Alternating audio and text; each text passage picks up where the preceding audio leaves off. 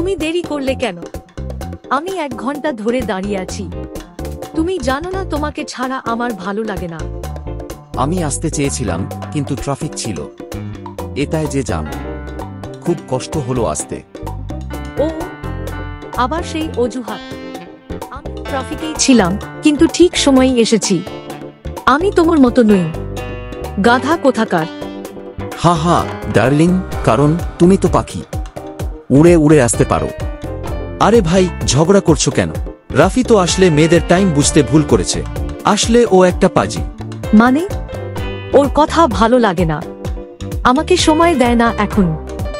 মেয়েদের 5 মিনিট মানে 3-0 মিনিট, আর ছেলেদের আমি রাস্তায় মানে এখনো বিছানায়। তুমি কি আসলেই ঘুম থেকে উঠে রাস্তায় আসছিলে? না না, মানে একটু দেরি হয়ে গেছে, আমাকে ক্ষমা করে দাও। আর ভুল হবে না, আমি দেরি করেছি, কিন্তু আমি শুধু তোমার হাসির জন্য অপেক্ষা করছিলাম। তুমি আসলেই বোকা, কিন্তু আমার বোকাই লাগবে। তুমি তো আমাকে খালি মিছামিছি ভুল বোঝো, আমি সত্যি তোমাকে খুব ভালোবাসি। চলো আমরা আজ বাসায় গিয়ে বাবা মাকে বিয়ের কথা বলবো। আমিও তোমাকে খুব ভালোবাসি। যদি বাবা মা রাজি না হয় তাহলে আমরা কিন্তু পালিয়ে বিয়ে করব। আর কখনো আমি তোমাকে ভুল বুঝবো না। আসলে আমরা যতই রাগারাগি করি না কেন, শেষে ভালোবাসা জয়ী হয়।